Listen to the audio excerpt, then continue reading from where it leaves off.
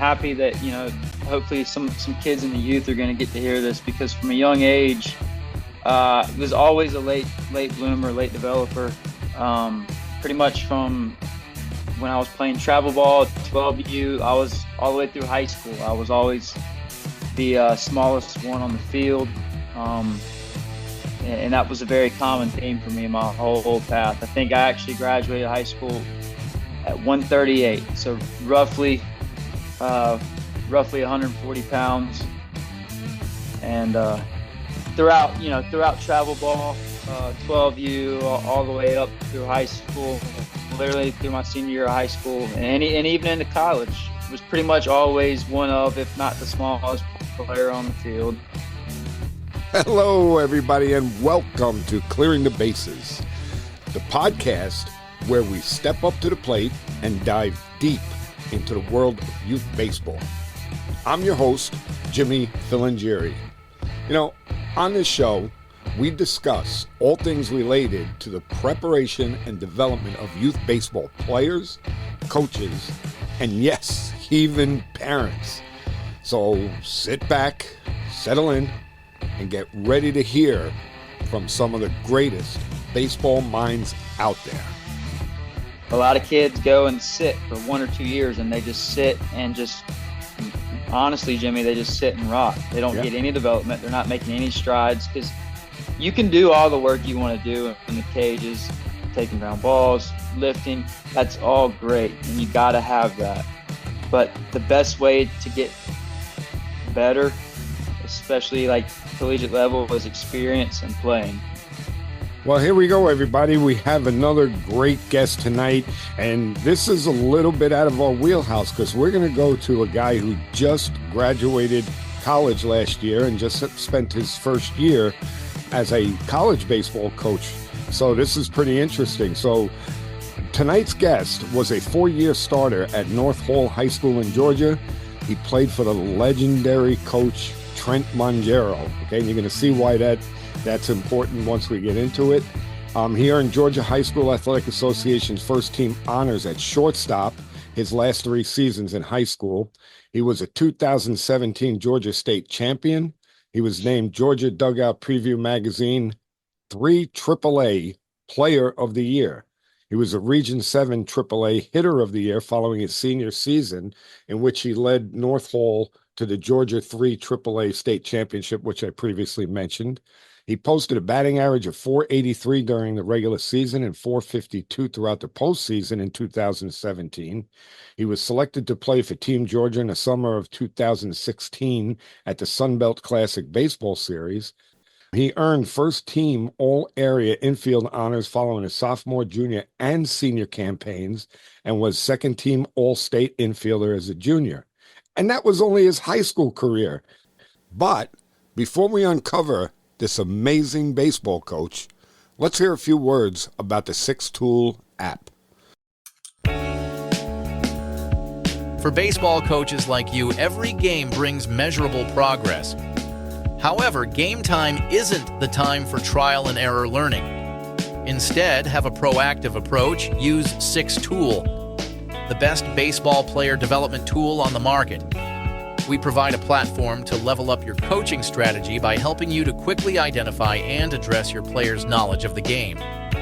By using our easy-to-implement interactive player quizzes, you can assess position-specific issues, overall baseball IQ, and much more. Win more games and develop better overall baseball players with effective off-the-field training. Visit us at six-tool.com. Six Tool. Get ahead in the game. Then we go on to college, where he began his college career at Gardner-Webb. He played at the College of Central Florida, and then he landed and graduated from UNC Wilmington, where he played 3 seasons with the program as its starting shortstop. He started 154 of 156 games, played over the course of his career, and hit .295, scored 93 runs, and knocked in 77. In the field, now this is impressive, he had a fielding percentage, and we're going to get into why this is, of .954, and he committed just 29 errors in 635 total chances. Right after he graduated from UNC Wilmington, They immediately saw the potential in him, and they made him the director of player development. He is a Dirt Bro USA instructor where he trains our youth baseball players in elite infield play with his dad, Trent Mongero. And that's why I said that he played for the legendary coach, Trent Mongero. Welcome to the show, Tabor. I'm glad to have you. Hey, Jimmy, thanks for having me on. It's a pleasure to be here tonight, and very excited to get to talk baseball and talk my story with you. So Yeah, and the reason why I went through so many bullet points on your career was because very, very impressive. And I want people to understand this, that those are major accomplishments for a guy who, when he graduated high school, he was 5'8", 140 pounds. And Tabor, like we talked about before we started recording, most people believe you got to be 6'2" in order to make it to be a Division I shortstop, but you proved everybody wrong. I love it. I mean, explain to me what the road was like for you. yeah, just from a young age, and I'm happy that hopefully some kids in the youth are going to get to hear this, because from a young age, was always a late bloomer, late developer. Pretty much from when I was playing travel ball, 12U, I was all the way through high school. I was always the smallest one on the field. And that was a very common theme for me in my whole path. I think I actually graduated high school at 138, so roughly 140 pounds. And throughout travel ball, 12U, all the way up through high school, literally through my senior year of high school, and even into college, was pretty much always one of, if not the smallest player on the field. That was a very common theme for me, and I'm happy that our youth players are going to get to hear this tonight, because it's very, very common. I give lessons to a lot of kids who are smaller like me, and I have to constantly remind them, like, look, man, a kid, it's just kind of like the circle of life. Some kids grow up fast, and when at a young age you think they're going to be superstars, and they get a little complacent and they kind of peter out. And not all of them, some of them stay dominant throughout their career, but what I've seen, Jimmy, is the overwhelming majority of those kids, like the ones that were my teammates, started off, they look like grown men playing at 12U, and I was their teammate, and I was a little skin and bones. And then, that kind of put a chip on my shoulder from a young age, realizing that I was going to have to do things differently in my career. It wasn't going to be my physical build that got me the whole way. It was going to be me doing the little things right, playing the game hard, extra preparation, knowing the game, playing the game right, all these things. And what happens is, by keeping my nose down, staying hungry, keeping the chip on my shoulder, you eventually pass those guys. Once they kind of meet their match, usually around that early high school level is when those kids that were smaller start to catch up. And if those kids, this is all right. So I want to give motivation to the littler guys out there, all right, to stay hungry, because the overwhelming majority of the kids who had a head start, because of just how much physically separated they were from the rest of the pack, those kids usually get complacent. They think that that's just going to be that way their whole career. I'm dominating at 12, 13U, 14U. I'm just going to keep dominating. But that's not the case. If you get complacent and you don't keep working, these kids that were behind at the younger age will pass you. Right. So I give that as motivation for the younger kids. I give that as motivation for the smaller kids. I also give that as motivation for the kids who are at a young age, the bigger build, a little ahead, as motivation to not let those kids catch up with you. I think you hit the nail on the head, because I've seen it, many, many times, where exactly what you just said is the kids that are bigger, stronger, and maybe have developed early, they get complacent. I love that you use that word complacent, because that's what happens. And they think that no matter what, they're going to always be like that, and they don't work. Whereas And I just had this happen recently with one of my high school players from the previous school I was coaching. Small kid, just not as athletic as the other kids on the team.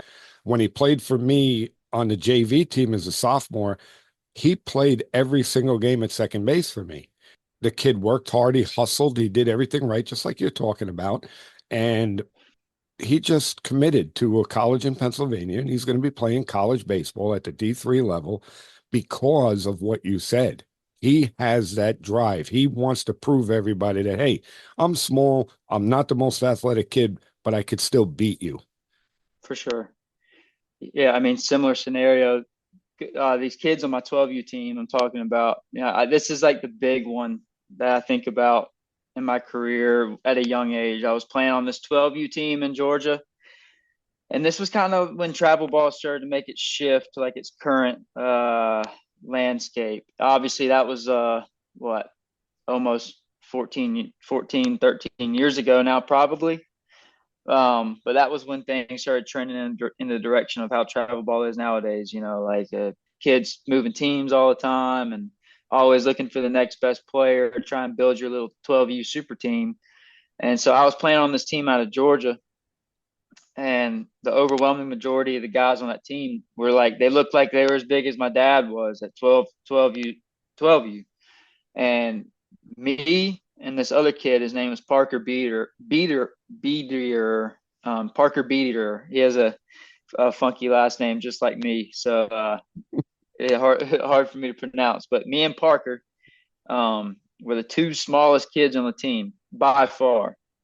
And out of all the players on that team, I think maybe one of those big guys ended up playing professionally. One of them's actually playing. One of them's actually in the starting or in the bullpen for the Cleveland Guardians. Got to see him pitch in the postseason. But me and Parker were the only two off that team to get to play Division I baseball. The rest of the kids on that team, 12U superstars, the Littlefield legends is what I like to call them. They were overwhelming majority were done with baseball like by the time they were sophomores in high school. They were like, wow. So they just kind of hit their climax at a young age and just couldn't keep riding that wave for reasons we talked about. So yeah, and I think in your case you had a great advantage because of your dad, and your dad knew how to guide you and make you understand that just as long as you work hard and you do what you need to do, that good things will happen. Yeah. No, my dad was a great, obviously it's probably going to sound biased because he's my dad, but I give him a lot of props for how he handled things throughout my career, from, just being a normal dad, just like every other dad, to the point where he was my high school coach and the whole thing. So we basically went from, just dad-son relationship to dad and coach and son relationship. Then now we're back to just dad-son.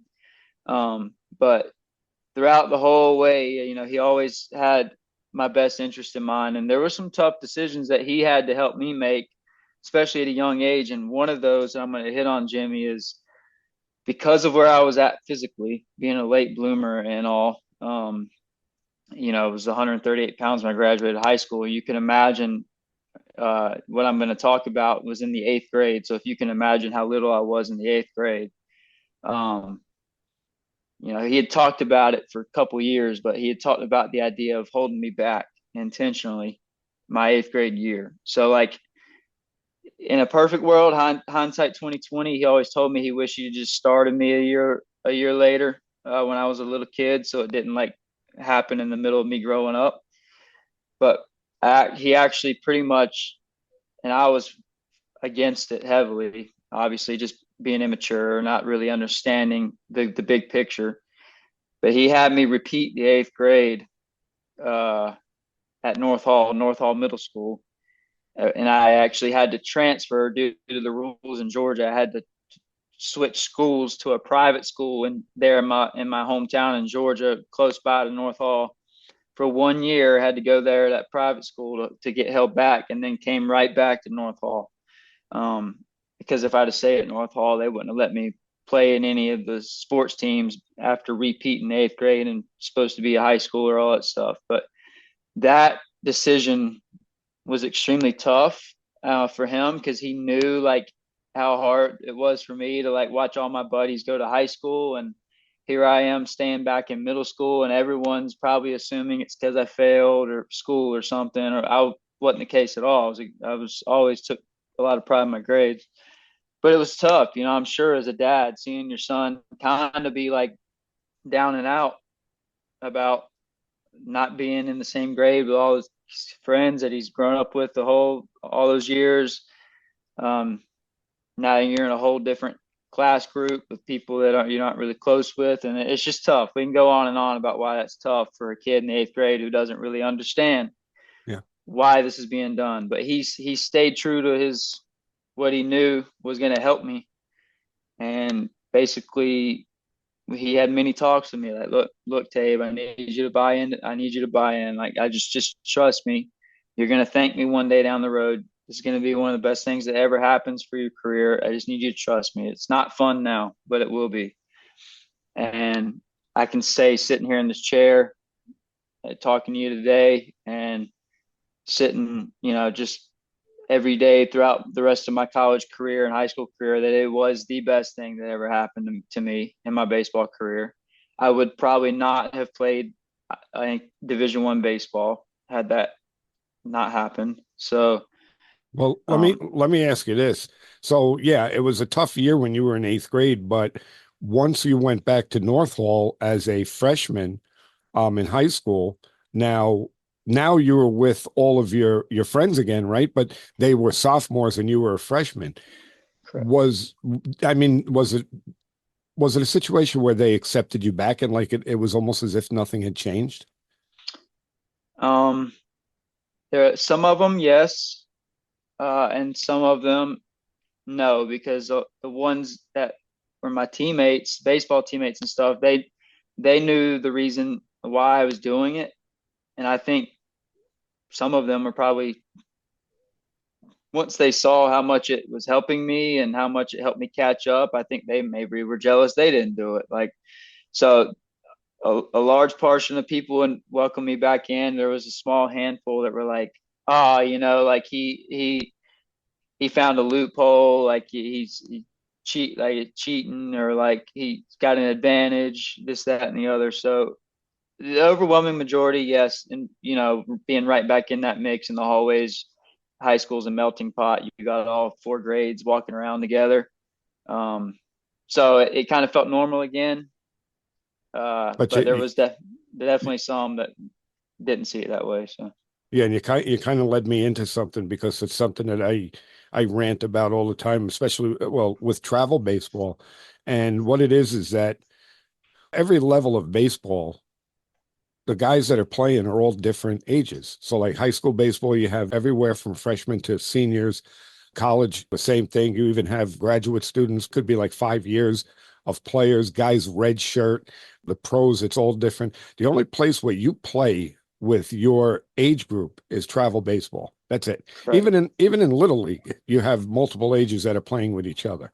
So, so with what you did when you got to high school, it really didn't matter, because now you're competing against seniors, juniors, everybody. So like, it shouldn't matter. But I could understand why people would say you were cheating, and it's just like, well, wait a minute, no, beat me. If you're that good, beat me. Right. And we would always say, like, come on, man, like, look, you really think like I got this much of a physical advantage? Like, I'm still 100, and I'm still a freaking little guy, like even when I was a senior, I looked like some of the build of some of the freshmen. So people just wanted to make excuses any way they could for whatever. It's just how people are, and you can't listen to the noise. Like I said, most people were chill about it. They were still nothing negative to say, but there was some people who just felt like being that way, that would try and maybe they were just trying to get under my skin. I don't know. But Either that or you're right. either that or maybe they were pissed off that you got the Yeah, spot ahead of them and they didn't like correct. it. But Yeah, again, to me, I look at it like, if look at it this way, okay, so they're going to complain about that, but if you're a freshman and there's a senior that's starting at shortstop, well, I mean, as a freshman, if you're not trying to take his job, then something's wrong because you should be trying to, not that you're going to succeed, but that should be your goal is to be that guy.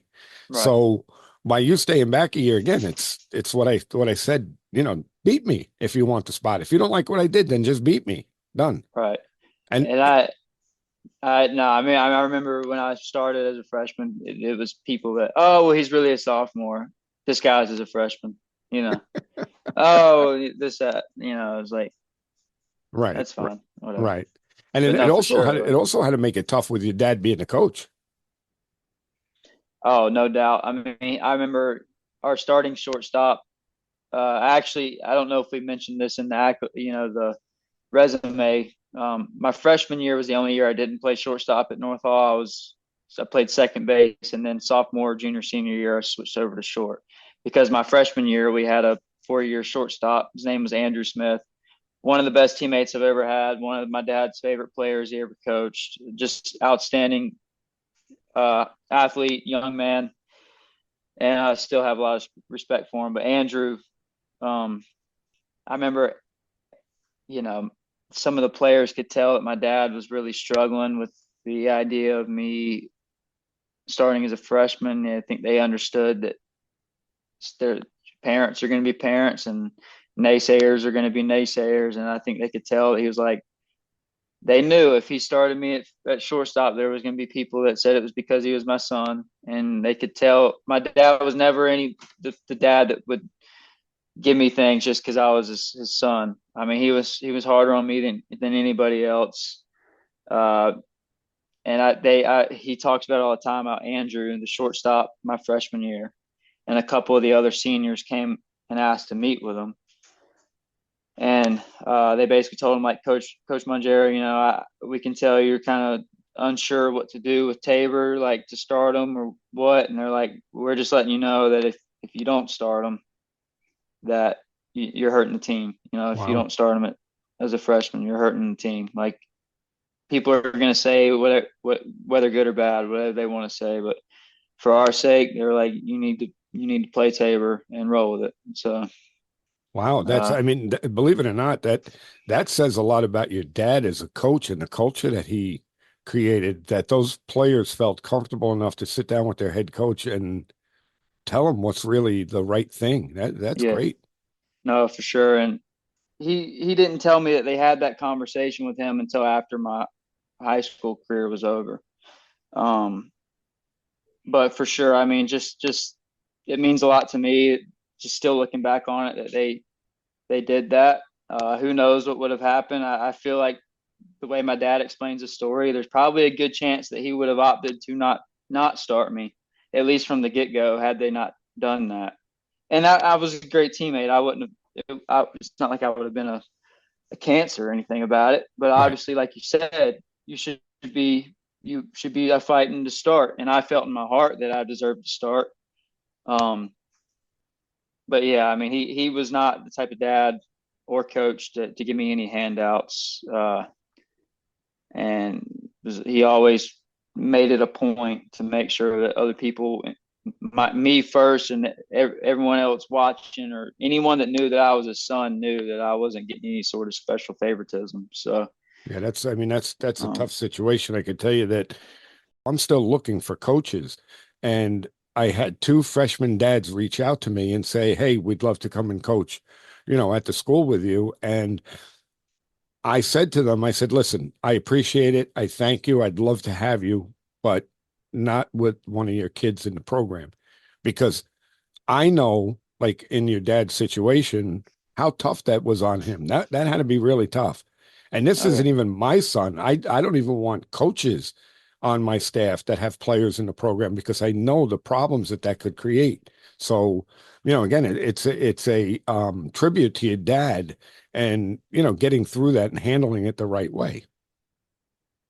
yeah, for sure. And it's been a very unique unique dynamic to our relationship because it was just father son, like I said, and then for this 4 year period in my high school life, it was now he was temporarily for at that time seemed like long years, but 4 short years he was my coach, and now he's like a mentor and best friend and dad again. Not coach anymore, but we coach together now, and life's come full circle. And uh, but no, I mean it's just a very special story and connection that we have, and um, Uh, I always give him props for how he handled those 4 years, for sure. So yeah, I can tell you that my son and you and my son are about the same age. You're what, 26?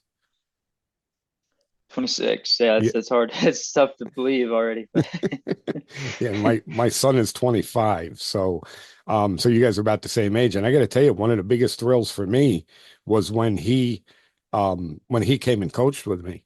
That meant the world to me. I mean, it meant more to me, and it was just such a great feeling, more so than when I coached him as a player. oh yeah. Having him as a coach with me was fantastic. So I can only imagine, how your dad feels. But let's move on a little bit. So, you had a great high school career, and we went through how difficult it was. We went through your size. Okay, so now you're a freshman you went to Gardner Webb, right? Your freshman year. Okay, I I talk was to me actually about that. there I was there my freshman and well, yeah, freshman and sophomore year. Okay, So, but kind of to kind of give some context there, played my true freshman season at Gardner Webb. Started 40 something games, 46 or something games out of 56 plus the conference tournament. But sophomore year, this is where the whole story, the whole path takes a shift. Is was it was a starter. I played a lot as a freshman, but sophomore year had solidified myself as an everyday starter in the infield. Batting leadoff, was leading the conference in batting average 11 games into the season, and we're playing Wofford on a Friday night. No, it was a Sunday. It was game 3 of the series. Anyways, we're playing at Wofford University down in South Carolina, and hit like a little swinging bunt out in front of home plate. It was cold, rainy night, just like I always do, busting it down the line and trying to be over aggressive. Kind of broke the rule of baseball, or one of the unwritten rules. You don't slide head first in the first base when you're running through the base. Well, trying to get a cheap little base hit out of it, I dove into first base, and I dove late, and my thumb got trapped under my chest. It was a very awkward slide, and it broke my thumb on that dive, and had to get surgery 2 days later. Had to get screws put in my thumb, everything. And so 11 games in, sophomore year at Gardner Webb's over. That was my first draft eligible year because going all the way back to getting held back in the 8th grade, I was an older sophomore. So I was 21 years old as a sophomore. I was draft eligible, was feeling good about my chances, all this, that, and the other. And that happened. Season's over. Not obviously, probably not getting drafted now. At that time was a terrible night. Thought it was the end of the world. So yeah, 11 games in, sophomore season at Gardner Webb's over. So yeah, first 2 years at Gardner Webb. wow. So what made you move on from there to Central Florida? Yeah, so uh, I want to make sure that whatever I'm about to say does not sound disrespectful to Gardner Webb, because I have all the appreciation in the world for the former coaching staff there. The coaching staff is different now, but if they ever hear this podcast, I want them to know that I'm extremely thankful for every opportunity they gave me, especially being built how I was out of high school. Was not your prototypical Division I player, and for them even investing in me being that way and taking a chance on me, I will forever be thankful for that. Yeah, well, Um, I can tell you, Coach Chester was a guest on the show, so yeah, we do have a relationship. yeah. So Coach Chester, my head coach was Rusty Strapp, He retired that same season. I got hurt my sophomore year, and then Coach Chester came in the next year. I actually had a conversation with Coach Chester about, I was in the portal, transfer portal, and we'll get back. We'll circle back around to this, but he tried to convince me to stay. But anyways, why I decided to leave Gardner Webb was because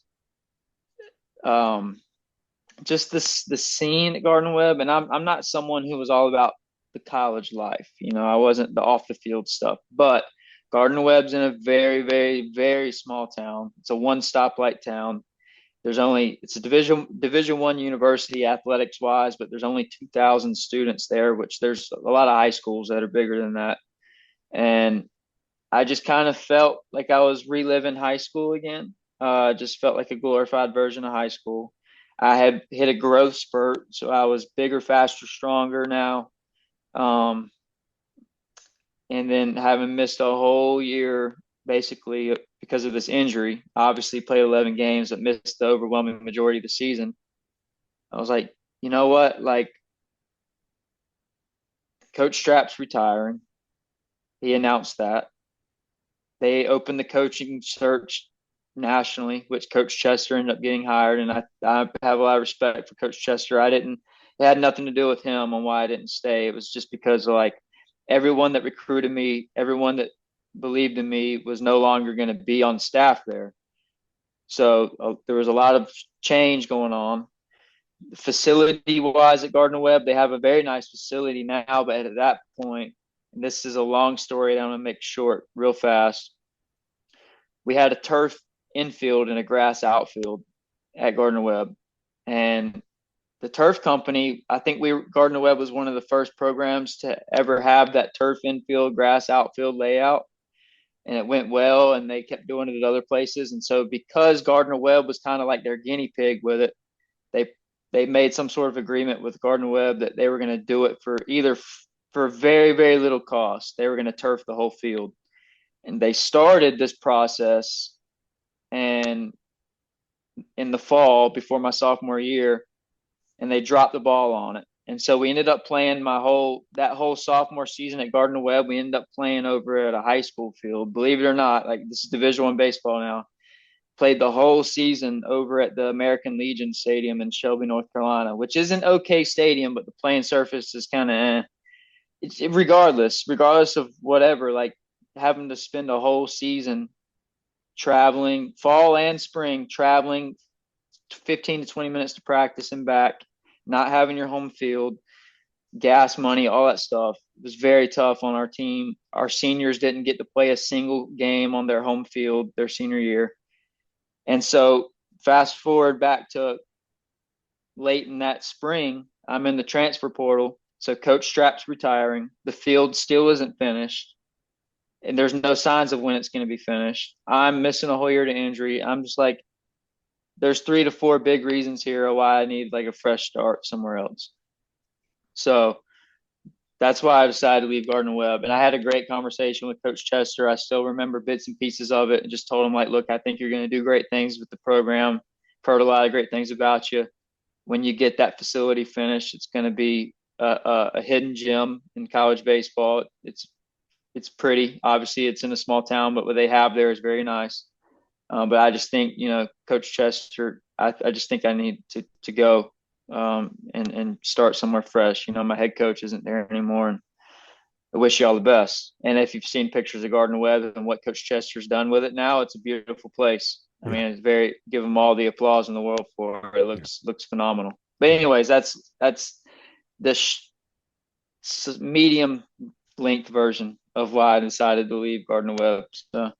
So then you went to College of Central Florida, and then you actually landed at UNC Wilmington, and that's where your dad played, isn't it? Yeah. So before getting to Wilmington, Central Florida was only there for a year, junior college. And I got very fortunate with my injury and getting that medical red shirt, because I mentioned I played 11 games of that season at Gardner Webb. If I played, it was either 12 or 13 games. So I missed the cutoff by a couple of games. That whole season would have counted if I didn't, So getting that medical red shirt, I've stayed a sophomore, and that still allowed me to go play a JUCO season, because you can't play in JUCO if you're a junior or a senior. You got to be a freshman or sophomore. So Yep. that opened that door for me. And I remember, it was tough because, and this is a part where I want to educate the young kids too, right here, is I kind of was a little prideful, had a little ego about myself in terms of like JUCO. I was all like, oh, I've been playing Division I baseball. I don't want to go play JUCO. But I remember going on visits down there, and my dad played Florida JUCO as well. So Yep. before getting to UNCW, he also played at a JUCO down there. And I remember when we started weighing the options, we were talking about transferring to UNCW right away and sitting out a whole nother year, because that's what the rules were back then. If you transferred D1 to D1, had to sit out another year. I was like, well, that doesn't make any sense, because I just missed the whole season injury. So I'm going to have to sit out a whole nother year. Well, if you want to play and catch back up, your best option is going to be JUCO.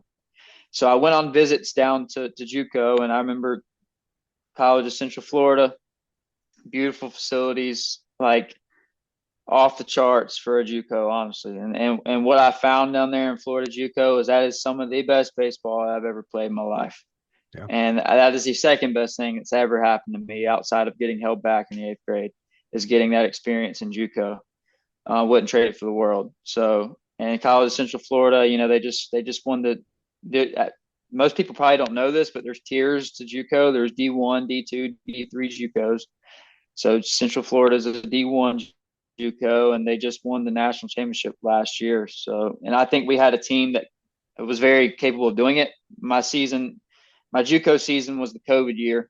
That's when everyone got shut down. So I did not get to finish my spring at Central Florida, but we were heading in that direction. I firmly believe, with how we were looking, how the record was, how we were playing, that we could have been in that range of being a national championship contender. So yeah, Central Florida, love it, love that place. Coach Smith, Coach K down there, love them.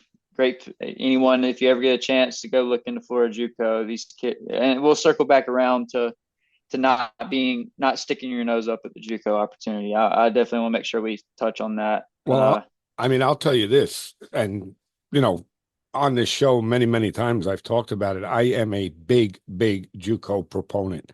I think that a lot of kids can make a good college career, if they go to JUCO first. And like you said, get your feet wet, go there, see what college baseball is all about. Years ago, I heard somebody say, well, JUCO is just an extension of high school. And how wrong is that? For sure. I mean, I guess while we're on this topic, I mean, all kids out there listening to this, if JUCO ever comes knocking on your door, you better do your homework with it. And I say that in a good way, because that is an unbelievable opportunity to go and develop. It's not going to have the bells and whistles. Central Florida, I got lucky. It almost felt a little bit more like Division I baseball at Central Florida, but there's a lot of nice JUCOs out there. You're not going to have the bells and whistles, but you're going to get a lot of games in the fall. You're going to get to play like 24 games in the fall before the season even starts against outside opponents. So you're not even scrimmaging against yourself. You're getting to go play against other JUCOs, other D2s, D3s, some D1s. So these freshmen, right, that you're talking about coming in out of high school, instead of sitting the bench, which the overwhelming majority do, Yep. There's outliers, but a lot of kids go and sit for 1 or 2 years, and they just sit and just, honestly, Jimmy, they just sit and rot. They don't get any development. They're not making any strides, because you can do all the work you want to do in the cages, taking ground balls, lifting. That's all great, and you got to have that. But the best way to get better, especially like collegiate level, is experience and playing. And a lot of kids sacrifice that. They throw away that experience just for the glorification of a social media post of getting to say, hey, I'm going to fill in the blank. Yeah. When, okay, the best day of your college career was the day you committed. After that, you just went and just wasted 1 or 2 years just taking up space, essentially. instead of going and playing at a JUCO, you're not going to get all the attention and glorification from that, but you're going to get to go and you're going to get to play a lot of baseball. You're going to learn how to work. You're going to learn how to grind. All right. So we talked about the JUCO, which, again, I'm a big proponent of it. I think that, JUCO is a fantastic route for kids to take. So let's jump to now you're out of College of Central Florida and now you're on to UNCW. So talk to me about your road there. I mean, I know that I watched you, I guess did you guys make it to the super regional or the regional? So my senior year, we made it to the regional at Coastal Carolina. And we got knocked out in the regionals. And then this past year, we played in the Athens regional at University of Georgia. And we also got knocked out there too. So no, it was when you were playing. I actually watched you on TV when you made it to the regional. So yeah, that was, for me, that was a privilege. I'd known your dad, and that game was on. And I believe it or not, I'm a nut. I record every single college baseball game on TV. So I saw the UNCW game, and I said, "Oh, I'm going to watch that. Trent's son is playing for there," and it was really cool to watch you play. But anyway, take us through and tell us your journey there. Yeah. So when I was at Central Florida, UNCW came and they, Coach Hood reached out to me very early in the fall when I was at Central Florida. And I remember just being off the charts ecstatic about it because a lot of, this part of the story goes untold sometimes. And being in the office with Coach Hood now as one of his assistant coach, I kind of nag him about it and remind him about it, just give him a hard time. But they actually, UNCW was one of the schools when I was in high school that thought I was too little. I thought I wasn't they didn't think I was going to pan out. And like I said, I went throughout my first couple of years at Gardner Webb, and then JUCO started to really grow into a man and hit my growth spurts and just like we talked about at the very get-go, just staying patient. Now my time was coming. And UNCW, I remember Coach Hood, he said to me, he was like, we made a mistake recruiting you out of high school and we didn't take you. We made a mistake, but we're getting a chance to make it right. And, we're going to offer you. And I remember the phone call to this day being in my apartment at Central Florida. And, I played it cool. I was like, yeah, I don't think I was very good at my poker face. I think you could probably tell that it was a done deal at that point. But I was like, yeah, let me weigh my options, and got a couple other schools talking to me, and which I did. But I think less than 24 hours later, I was like, talked to my parents, and obviously they were off the charts excited, and called Coach Hood back right before practice at Central Florida. I remember I was in the dugout at Central Florida and called him and told him I was coming. And this is the other great thing about JUCO is just like the culture and the teammates down there that I had. Like the day I committed, it was literally like a party in the locker room for me and for other guys. The day they committed to whichever school they were going to, it was always a celebration. There was no jealousy. Guys just happy for each other. So yeah, committed very early to UNCW in my time at JUCO, and that was kind of a monkey off my back, kind of being like, okay, like all this time at JUCO is worth it. You're going to make it back to Division I baseball. There was people that told me I wouldn't be able to make it back to Division I baseball. Some teammates I had at my previous school told me that, and that was something that stuck with me for forever too, and still does. When they told me they don't think that was going to work out, yeah, I use that as motivation every day. Sure. But when I got back to UNCW, fast forward now, like just every day was like a dream come true there. I just had to pinch myself all the time. I remember, the night before my first game at UNCW before opening day, when I had a pretty good feeling in my gut that I was going to be the starting shortstop. I just went out there. The lights were on because they were doing the field prep and stuff the night before. And I just kind of went out there and sat, like we have like a home run hill out in left field. And I just went out and sat there and just kind of envisioned everything that I had dreamed of as a kid. I mean, it didn't really touch on this, but UNCW was my dream school. I always wanted to play where my dad played. I spent a lot of time around that program as a kid, going to alumni events. Pretty much knew UNCW baseball like the back of my hand. And it was kind of a punch to the gut when they said no thanks when I was in high school. And now it was just kind of like how everything, all these puzzle pieces kind of fit into place, and how all these things had to happen for a reason. Getting held back when I got hurt felt like the end of the world. Was, well, if I didn't get hurt, I probably would have never had the opportunity to play at UNCW. I would have probably stayed at Gardner Webb all 4 years. Everything, JUCO, like having to take a step back to go to JUCO, it was like everything made sense now sitting there. But I had to remind myself, like, you've earned it. You're starting shortstop, but you got to continue to re-earn your job every day. It's like, it'll still be cool. You still will have succeeded at playing at UNCW, but go and make a memory out of it, and go and go, not selfishly, but go and leave a legacy, for yourself. Not that everything was about me, but I just wanted to everything that UNCW baseball means, I wanted to represent that on a daily basis. So, and I tried my absolute hardest those 3 years. So. Well, you certainly went there and you made an impact. I mean, you were a 3-year starter, right? You had great fielding percentage, 954, which I'm sure comes from all of the stuff that I'm sure your dad taught you when you were younger, and, infield play. So your infield play was top notch.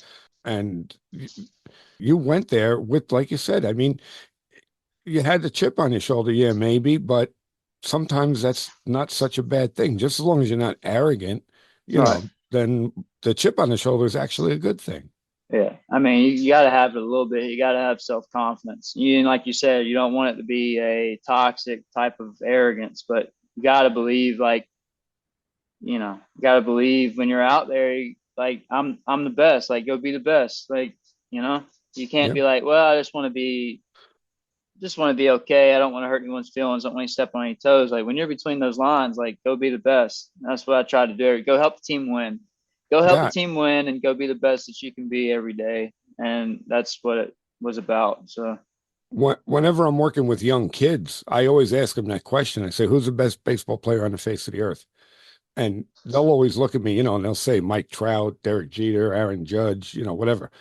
And I'll look at him and I'll say, no. I said, you guys are all wrong. And then they'll go, well, Babe Ruth. And it's because I'm older, they probably figured it. And they go, no, guys, the best baseball player on the face of this earth is you. You have to have that attitude. I'm the best. Nobody's beating me. And that's the best baseball player. But then I'll go on and explain about the arrogance. You can't be, arrogant about it, but you have to have confidence. Yeah, for sure. We talk about it at camp.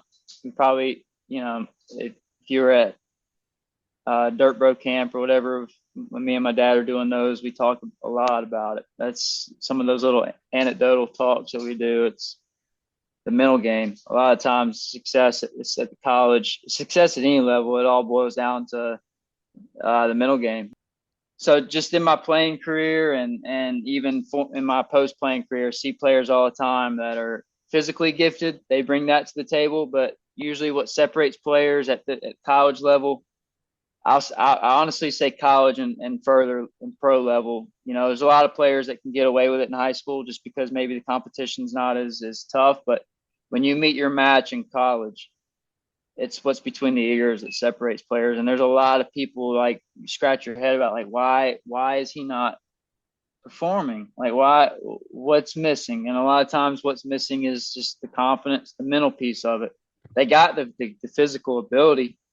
And there's a lot of players that you see at the college and professional level who physically, they might not be as gifted as their counterpart, but they got that mental edge. So it's huge. It's absolutely huge. There's no doubt about it. I mean, I preach all the time about starting to teach the mental game as young as possible. And again, don't get elaborate with it, like they teach at the college level or even at the pro level. But, at young ages, 12, you could start teaching kids a failure protocol. You could start teaching kids how to breathe.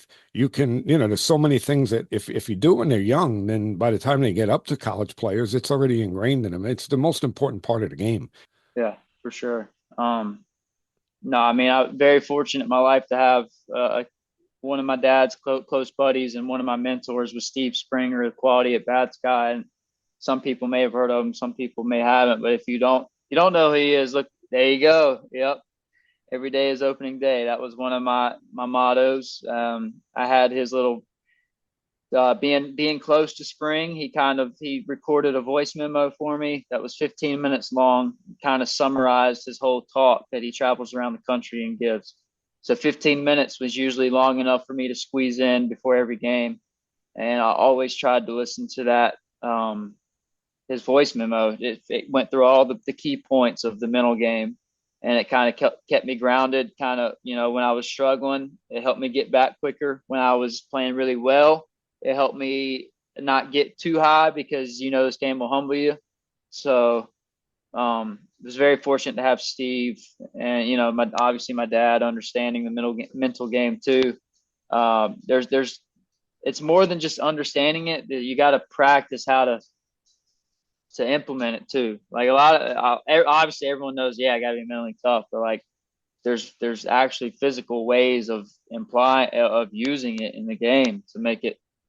You got to have mottos or trigger words, trigger phrases. You got to have the ability to use a focal point to all these little things. Like my motto was actually something faith-based, audience of one.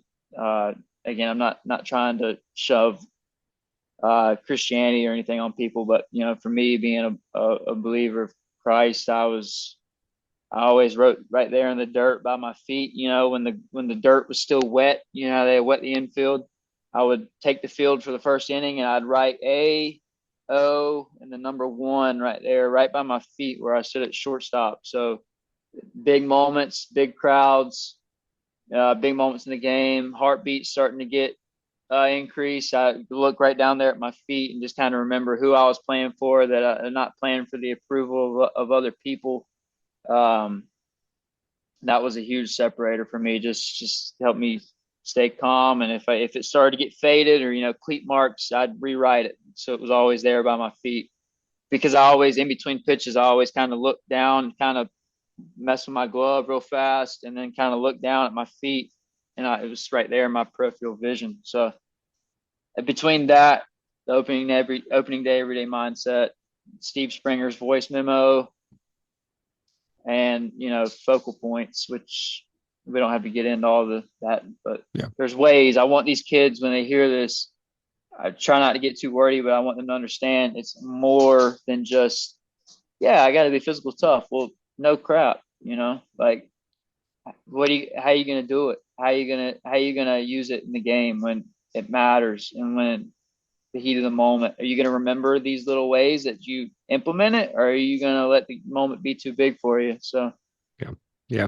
And I mean, I'm glad that you mentioned Spring, because I mention him on this show quite a bit. He has taught me so many things over the years, whether he knows it or not. And he's become a good friend. We talk quite often. He comes and he stays in the area quite often. And, we'll go out and we'll play golf together and this and that. But people out there, you've heard me mention Springer's stuff, and now you have Tabor talking about it.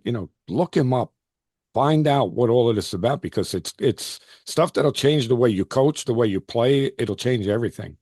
If you haven't heard Steve Springer speak, haven't heard his message, just these kids need to hear it. Yeah, and you just really said that, but it changed me. I heard it early in my high school career, and it changed me. So yeah.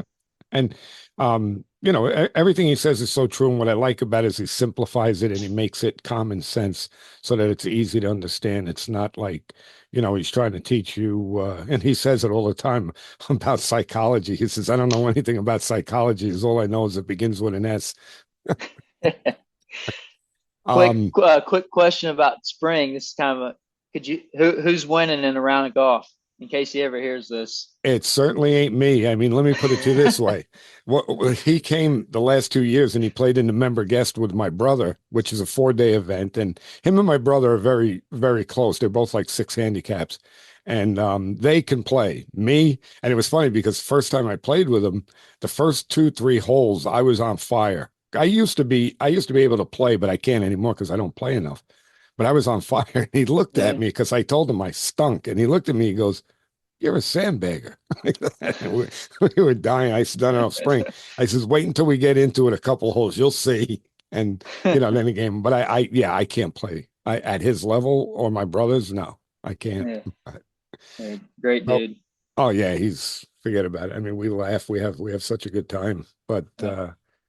so tell me now. You went okay. So you went through playing at UNCW, and then how did it come about that they asked you to be their director of player development? Yeah, so basically what happened is right after I graduated, uh, started doing camps with my dad full time, the Dirt Bro camps. And my dad, he had retired from coaching high school baseball. Um, he thought that, he was going to do the camps full time now and everything, but I think he kind of got this itch to get back into the team element of the game. I think he missed, the camps are great, but you get to meet a lot of fantastic people. When you're doing the camps, you don't have to tell anyone they're not in the lineup or they're not playing on the team or cut what this, that, and the other. It's just you're going to help people. And me and him both love the camps for that reason, but me and him also have a competitive drive. And we like the team camaraderie and the aspect of being a part of something, working towards something together with a group of people. And I think that him even being out of coaching high school baseball for only a couple of years, he really got the itch back. And he's coaching, still is, at Wilmington Christian Academy here in Wilmington, where we're at right now.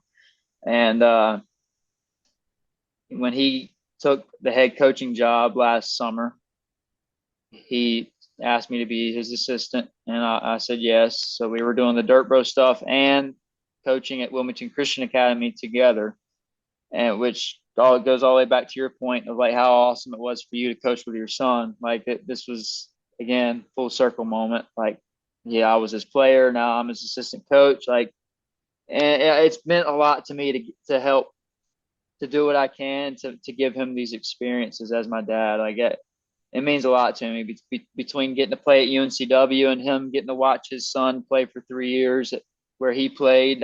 I'm sure if you asked him, it probably was very cool for him.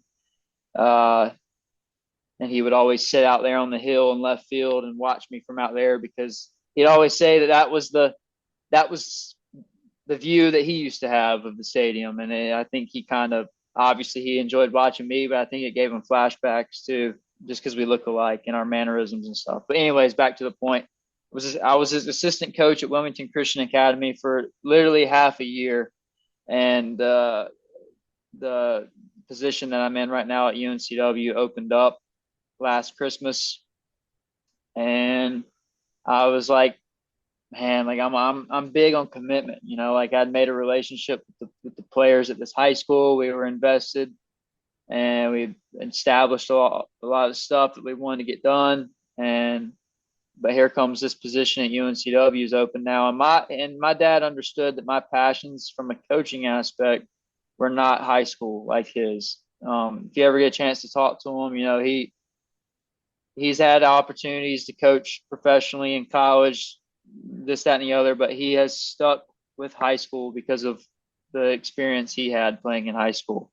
Yeah, I don't think, he always prefaces everything when he yeah, talks about it is saying that I'm a high school coach by by choice. choice, Yeah. correct. And I think he says that humbly, and I hope people don't get that wrong. No. I know he says that humbly, but I think he wants people to know how invested he is into the high school level because a lot of people think, especially today with how travel ball is, like high school ball is not important. Yes, it is. And we need good coaches at every level. And he chose that route because his high school experience was so poor. And he made a commitment to himself when he finished playing that he was going to be the best high school coach that he could be so that all these years and classes of kids could have a better experience than he had. Yeah, I'm gonna stop you there for a second. I don't know if he ever told you, but he played against my brother Did he really? in high school. Yeah, Really? they were rival high schools. Matter of fact, your dad went to Yorktown High School and my brother went to Lakeland High School. Well, Lakeland High School is in Yorktown. Yeah. So they played against each other. So what a small world. But go ahead.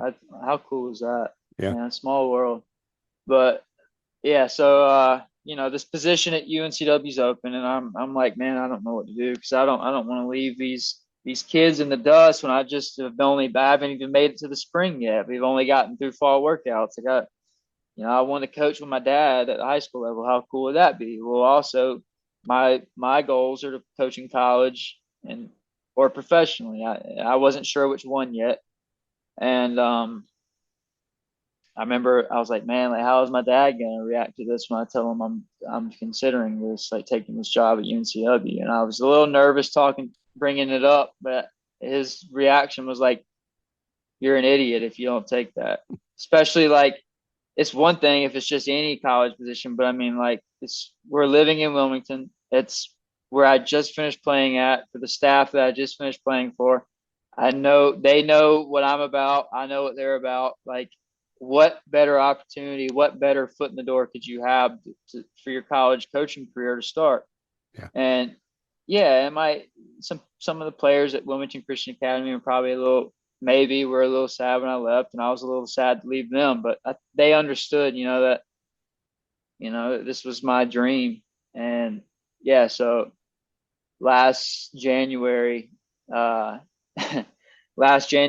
called Coach Hood and was like, hey, Coach, like, the position's open. Like, I know I'm young, but if you'd have me, I'd love to come try and get back in the program and continue to help you all reach even new heights that we haven't been to before. And I bleed navy blue and teal. Those are our colors. And a Seahawk, that's what I bleed. And I just want to be a part of the program and help you all get better as much as I can.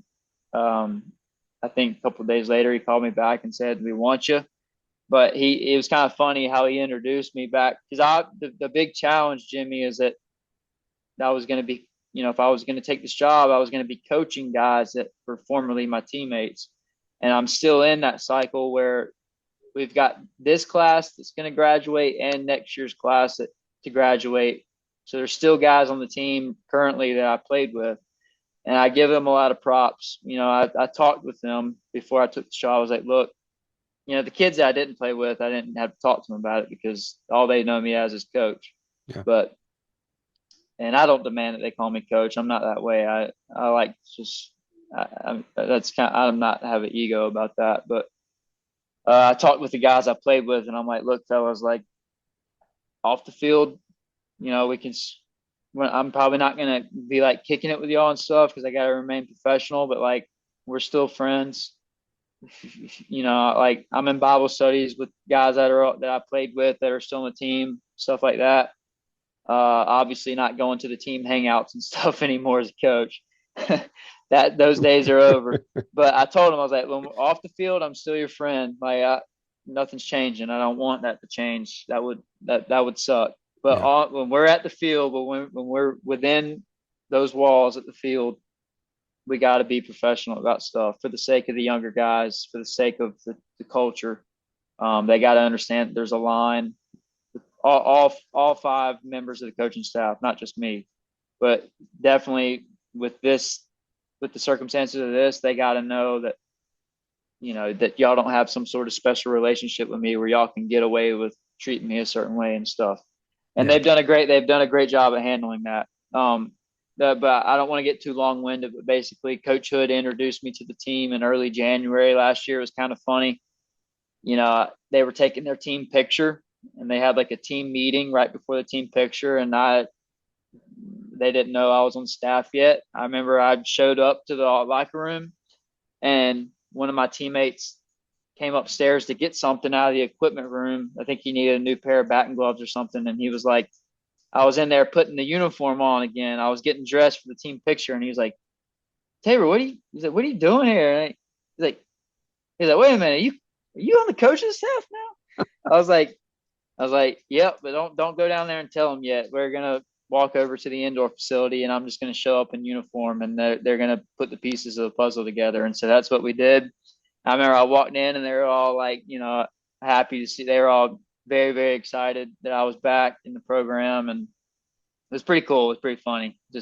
I just casually walked in with the coaches in uniform when I hadn't been there yet. And they were like, welcome back, just thrown right back into it. So that's amazing. I mean, I got to tell you, I got chills while you telling me that story, because I could just imagine what that felt like, and how I would imagine that your former teammates were probably really, really happy for you. Oh, they all were coming up to me, giving me big hugs, and obviously was happy to be back around them too. It just even being out of it for 6 months, I missed that environment, that competitive nature of college baseball. And when going back to my original point, when I got that opportunity, I was like, I love these kids at this high school, but this level of high school baseball, unlike my dad, is not my passion. This level of baseball is my passion. And I got to make this tough decision now to go. But my dad's been very supportive of everything. And I guess the only bad part, the only bad part about being on the coaching staff now is I had to downgrade. I downgraded from number 2, which is a pretty cool number. Now I'm wearing 51. So I'm wearing like an offensive lineman number now. But I guess that's what they save the numbers, the good ones for the players, So yeah. That's funny. Yeah. But Tabor, let me tell you something. The journey that you went on is really amazing. From the being undersized, the reclassing, going to Gardner Webb, getting hurt, going to junior college, coming back and being an outstanding player at UNCW, and then going on to be coach. I got to tell you something. I love the story, and that's why I wanted to have you on. And I thank you for coming on. Yes, sir. Jimmy, I really appreciate it. And if I know we got to get going, but if there's any closing thoughts, if, people that are listening or that will be listening, the last thing that I really want to leave with is very rarely in this game or in life it sounds cliche, but very rarely is it just a straight path to where you want to get to. And very, very often it takes taking a detour, taking a step off the path, maybe even feeling like you're lost for a second to get back to where your goals are, what you're trying to get to. Like getting hurt, that wasn't part of my straight path. That wasn't part of my plan. Like going JUCO, that wasn't part of my path either. Like what's going on? Getting held back in the 8th grade, all these things like twists and turns, taking a detour, ultimately dream school, UNCW, found the way there some way, somehow. When I committed to Gardner Webb out of high school, which I already said, I'm very thankful for that opportunity, but was obviously a little pooped that I didn't get to play at UNCW, and thought that those days, that chance was over and done with, that goal not going to happen. Got to make the most of what I do have. Well, somehow, some way, made it to UNCW, and just being in the spot that I'm in right now as a college coach, and kind of understanding this is the last point that I want to make. Unless you have anything else for me, is college baseball landscape is changing at a rapid pace. Is not official yet, but it's very likely that roster sizes are going to be cut down to 34 this upcoming year. We've already talked about throughout the night the importance of JUCO to begin with. So any of the kids listening to this, now more than ever, I would recommend to the overwhelming majority of high school kids to look JUCO first before anything else, because these college programs are in a tough spot with limited roster sizes. You're also in a tough spot as the high school recruit with the transfer portal.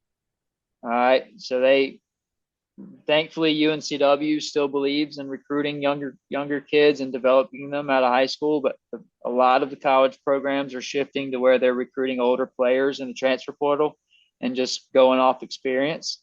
So you need to counter that by going to JUCO and gathering your experience, and then these programs that you want to play for, these big Division I programs, D2, any level of college baseball is a blessing.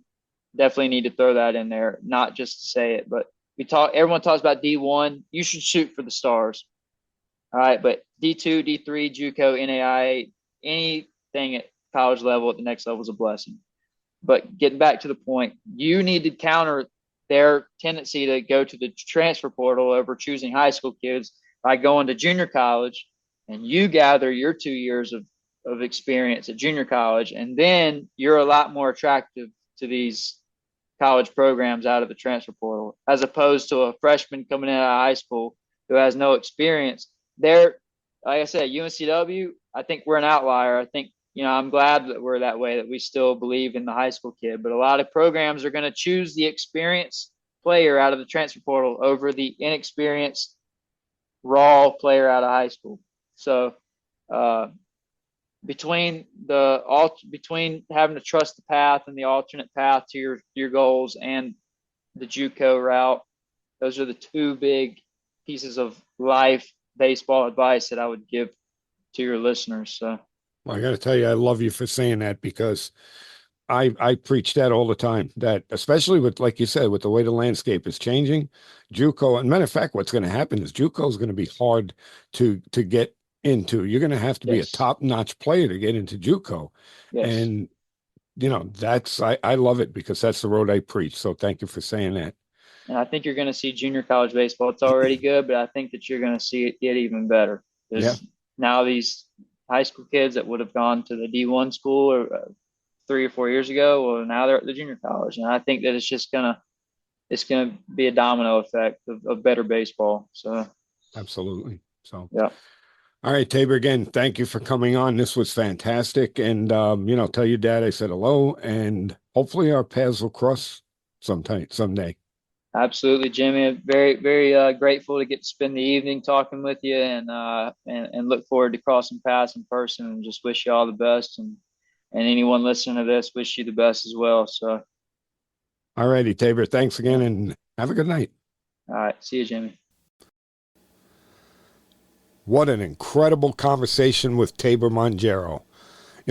I want to thank Tabor immensely for joining us and sharing his baseball journey with us. I think there are so many takeaways there that people need to understand. Number one being, if you're undersized or you're small, when you're young, 10, 11, 12, don't give up. Keep fighting the fight, and good things will happen. I mean, we know that Tabor had one of the best mentors you could possibly have. Actually, he had two of them, because he had his dad, Trent Mongero, and he also had Steve Springer, that were mentors to him as he was coming up through the ranks.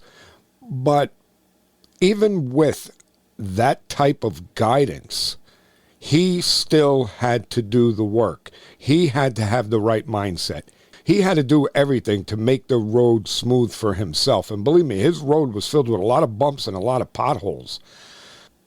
He also brought out the valuable experience that you can have at junior college.